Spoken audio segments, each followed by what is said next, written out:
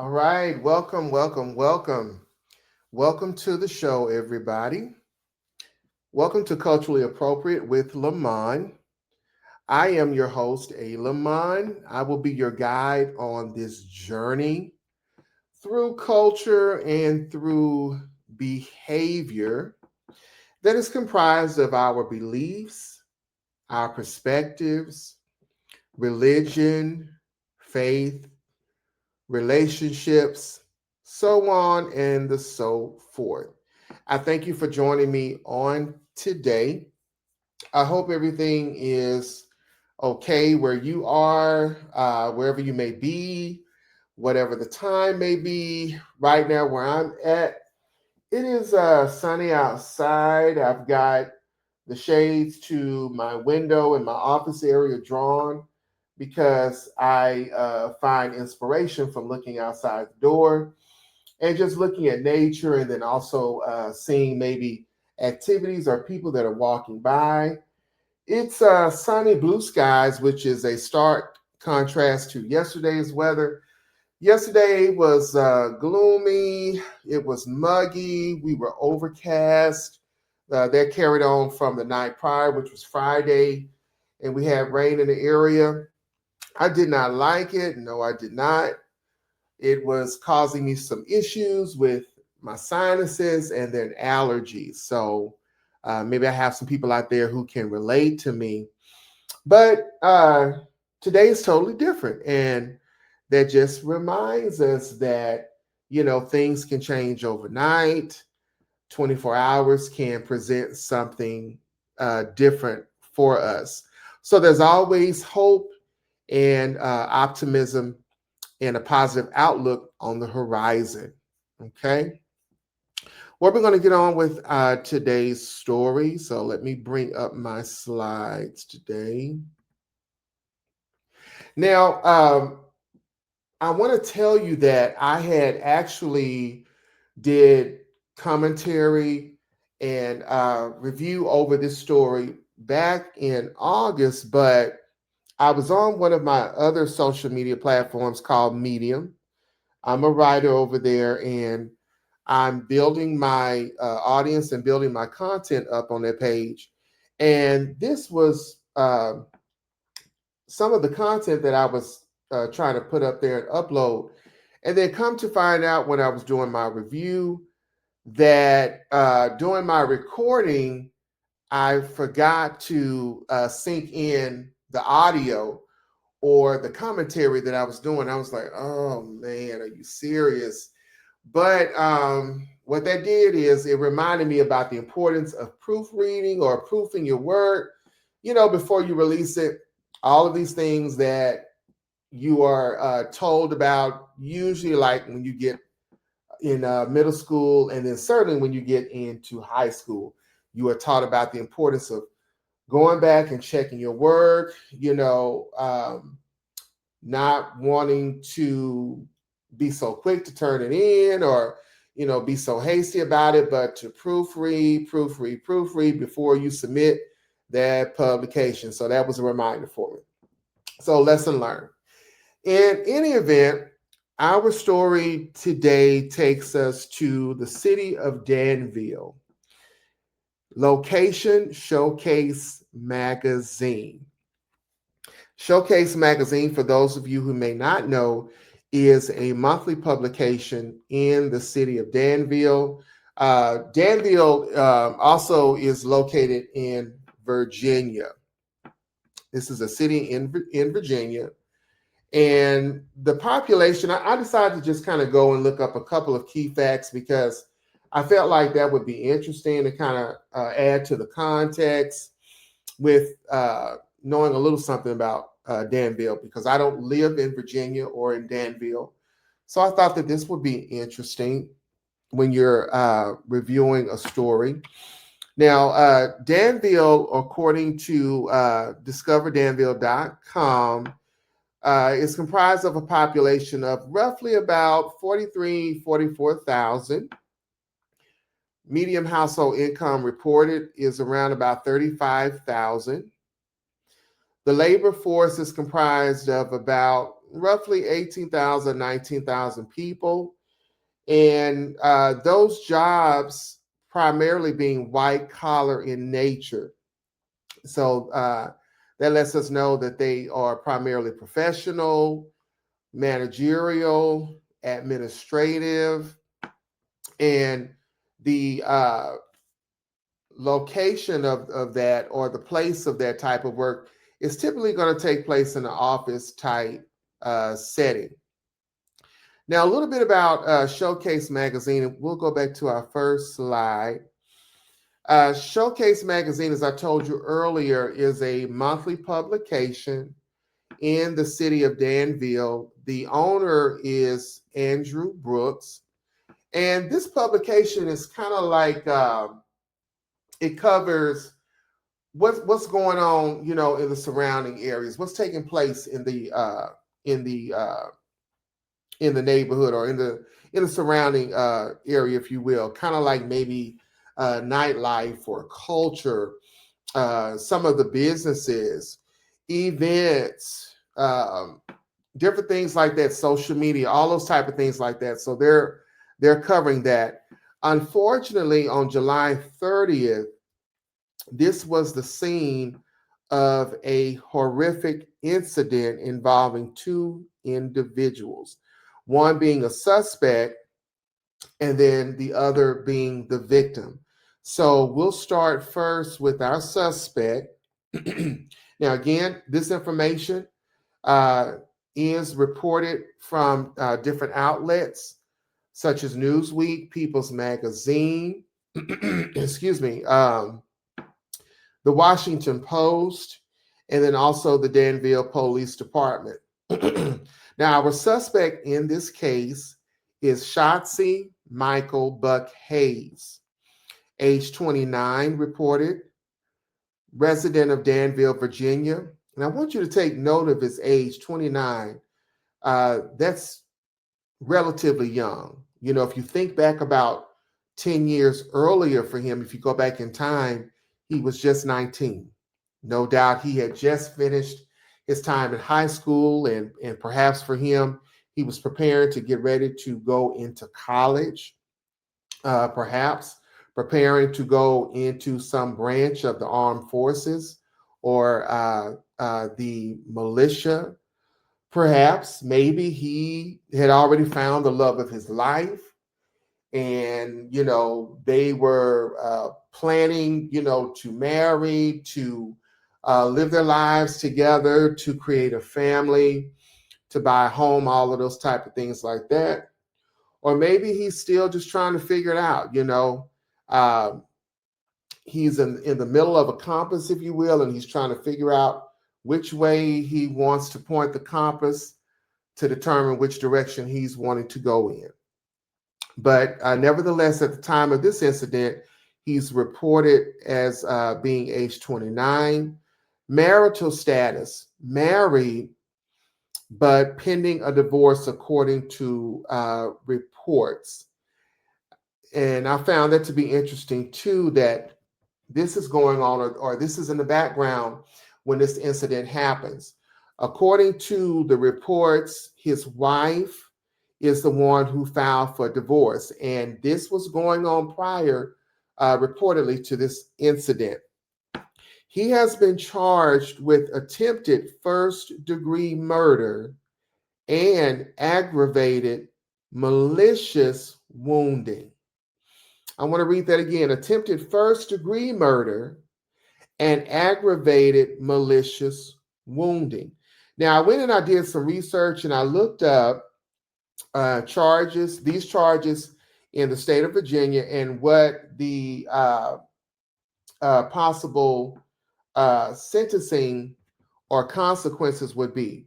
Now, according to Virginia law, a charge of attempted first-degree murder, if you're found guilty, it is classified as a class 4 felony, and it can carry anywhere from 2 years to 10 years imprisonment. There could also be a fine imposed, and that could be up to $100,000. The second charge, which is aggravated malicious wounding, Under Virginia law, it is classified as a Class 2 felony. If convicted, it carries a minimum, at minimum, 20 years imprisonment.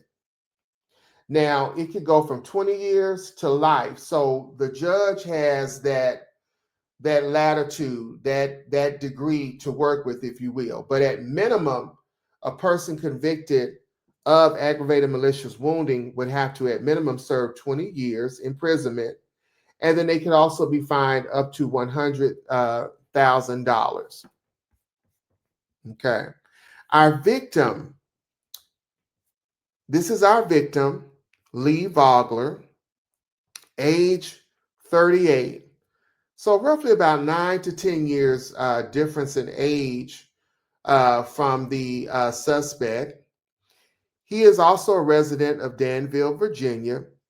Now, what's interesting to note here is his career or his profession. He is the city councilman for Danville and has been so for roughly about 13 years at the time of this incident. He is also cited as managing partner or director of sales for Showcase magazine.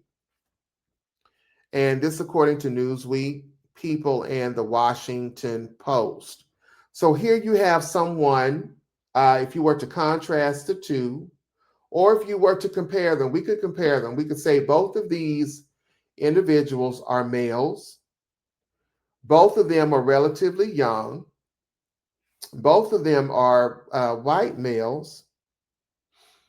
Both of them live in Danville, Virginia. Now, if we are to contrast the two, we can look at the age. One is age 29.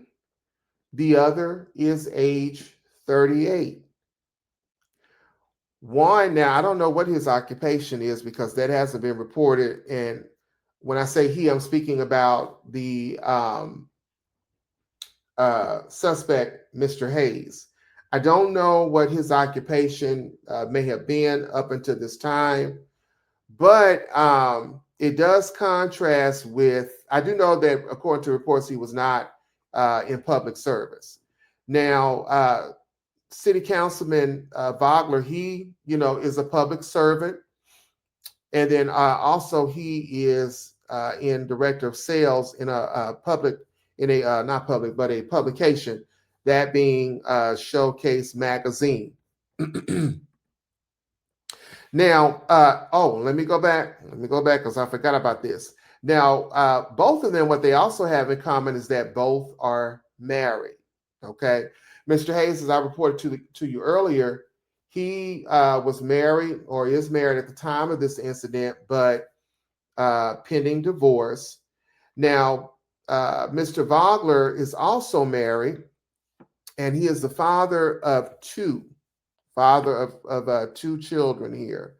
So a stark difference there, not just in terms of occupation or careers, but then also when you look at their family situation, their marital status. Both are married, but one is, there's some issues going on there, and then the other one, no issues reported. As a matter of fact, according to reports, his wife, she speaks very highly of her husband, of Mr. Vogler. Let's go forward. Now, the alleged incident in question here, this happened on July 30th. Now, the time that was reported is that this happened sometime a little bit after 11 a.m. Now, can you imagine being at work? It's in the morning time, still relatively early. You're at work, going through your normal routine, going through your normal day, and something like this takes place. All of us, we look for, we expect, we hope that our places of work where we go out to produce and to perhaps do what it is that we're certified to do or that we've gone to school to do, or wherever our passions, our natural abilities may carry us to, we want to be safe in doing those things. You know, we are entitled to a certain degree of safety. We are entitled to a healthy environment. We are entitled to a productive environment.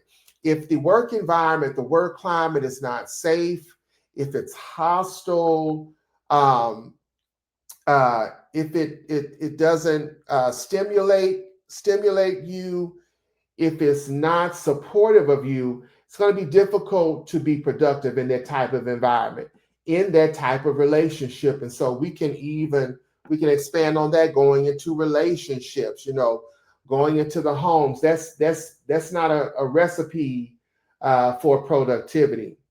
And so these people, Mr. Vogler included, here they are at Showcase Magazine. It sounds like an exciting place to work at. You know, this is media, if you will. This is like a form of social media, but it's a magazine. So I visualize, you know, someone there who does artwork. You know, someone there who is responsible for coming up with the front page of the publication, who's going to come up with how things are organized, how pictures are organized, you know, the editorial pieces of it, the stories, you know, how they're going to be organized and how they're going to be presented, you know, and then covering the various different things in the city and surrounding areas, covering events, maybe covering nightlife, maybe covering parties, you know, maybe covering some of the religious institutions, some of the places of worship, things along that nature. You are not expecting for this to become a scene of a horrific incident. But this is what happened on July 30th, after about 11 o'clock a.m. It is reported that Mr. Hayes, he comes to this place. Now, he has no, at least from what I read, he has no link, no connection to Showcase Magazine. So, you know, for all intended purposes, he really has no business being there. But he comes there, and he's coming there already with something sinister, if you will. He's coming there to do harm. He comes and he forces his way into Showcase Magazine, according to the reports. So that lets us know already that he did not have authorization or a right to be there. But he comes there looking for the victim, City Councilman Vogler, and he rushes in. You force your way in, and when you find your subject, you douse him with gasoline. You douse him with this gasoline. Now, according to the reports, both parties, they then go outside.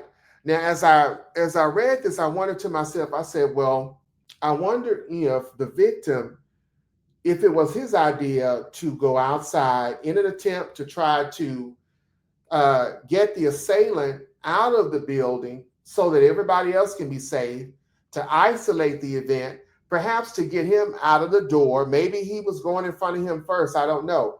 But to get him out of the door and then perhaps to try to close the door. And that would be what I would have tried to do. And I wonder if this is not what if he didn't try to do this. But nevertheless, they both wind up outside. And when they get outside, this is when Mr. Hayes reportedly sets Mr. Vogler on fire. And you all, the title, the incident as described is what drew me to this story. I cannot imagine. I've never seen anyone, in real life, in 3D, really. I've never seen anyone set on fire. I've never seen that, and I cannot imagine that. We see things maybe play out in movies, play out in drama, in scripts that are written, but I've never seen this live, and I cannot imagine what this looked like to the people who were there at Showcase Magazine, less alone the victim. The immediate question is, what was going through the mind of Mr. Hayes that would have prompted him to conjure up and to carry out such a heinous act? This is certainly not something that's acceptable or appropriate in our culture here in the United States of America, and I would venture to say in most cultures. Now, it's reported, I thought this was interesting just to kind of read some of the comments from some of the interviews that were taken.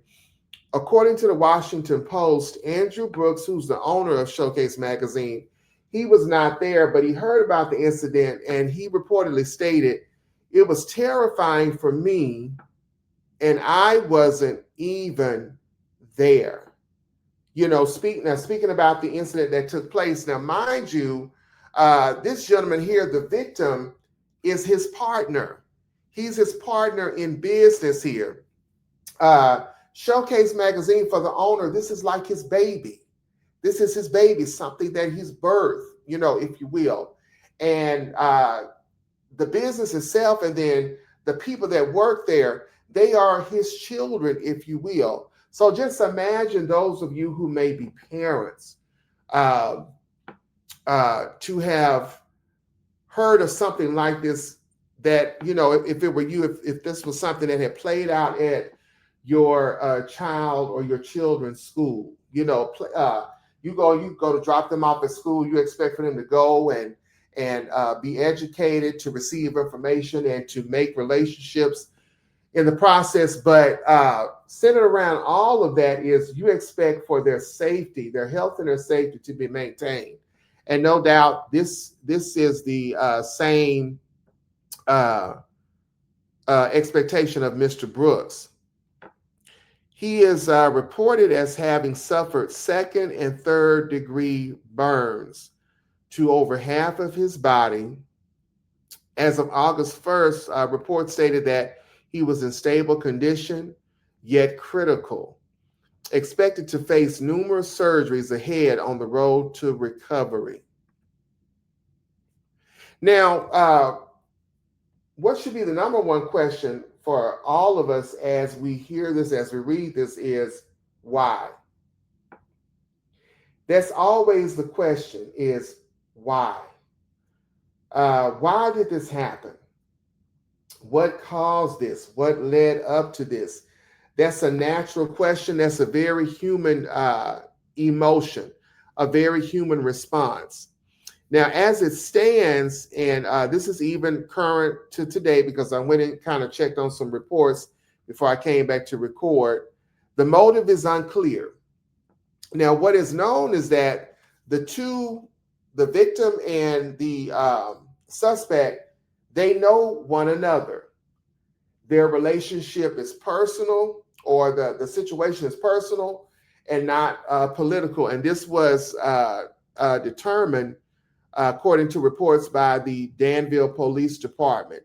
As you can see here in the quote, this was not a random act, nor was it politically motivated. And this is in a statement given to People. I found this statement from the owner, Mr. Brooks, also interesting, as given to the Washington Post. He is reported as stating, "We're a town like everywhere else. We have our problems.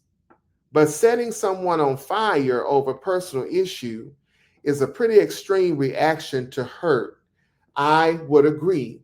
Now, there's some nuggets in here if you kind of go back and you dissect it. There's a problem. Someone was set on fire over a personal issue, so this is personal. And apparently someone is hurt. Now, given what we know, what has happened, both individuals are now hurt. It sounds like the suspect, he was hurt, And whatever this hurt is, whatever this personal issue is, whatever the nature is, it prompted him to go and inflict harm and inflict pain, allegedly, on this gentleman here, according to reports, Mr. Vogler. Now, get this. If that wasn't enough, the act that he did and what it has caused, he is reported as having made the statement that the act was intentional and the intent was for it to be fatal. I want you just to pause and think about that and really consider what's packed in that statement. He is reported as having stated that he intended to do it, which means that he planned it. And clearly you planned it, so you've got the element of premeditation there. You clearly planned it because you have no business with Showcase Magazine, according to reports. You're not an employee there. You're not a business affiliate there. So you had no purpose of being there. But you went there and you had your means and what you were going to use, the weapons that you were going to use there. So it was certainly intentional. It was already thought out. It was already thought out, but it was meant to be fatal. So again, what is it that could have happened? What is it that caused this gentleman to act or to behave in this way? And this is the burning question that we leave with. If the alleged attack was not politically motivated but personal, and according to our reports, it's not political, it was personal in nature, what could possibly have been the nature of their relationship or the hurt that would have resulted in the accused, being Mr. Hayes, having allegedly reacted in such an extreme manner? And I think we can, it's pretty safe to take out the alleged, because according to reports, he did intend to do this, and had it have gone according to plan, the victim would not have been here. I want to leave you with a trivia question. What American cartoon did the British pull from the airwaves in 1939? I thought this was an interesting trivia question. And I worded it in a certain way to where it would not be so easy to go and search online and ask AI or to ask Siri, so we'll see what becomes of that. But I hope that somebody responds to this question and, comes up with an answer. And you don't know, it might be that your answer is the correct answer. So let me know down in the comments below. I have also posted information about this particular article out on my community wall, so you're more than welcome to go there and to comment under that posting, and you can also leave the answer there if you so choose. Please do not forget to like, to share, and to subscribe to the channel. Please don't forget to let somebody else know about Culturally Appropriate. My goal is to grow this broadcast and to explore all elements of culture, what makes up culture, and then how the things surrounding us, how they can influence us in many ways as human beings, and then also the influences that we can have on those things around us. I would like to thank you all for joining me on today's broadcast and on today's journey. I certainly hope that you will like, share, and subscribe, and I'll be back, and I hope that you'll join me back again. Take it easy and take care.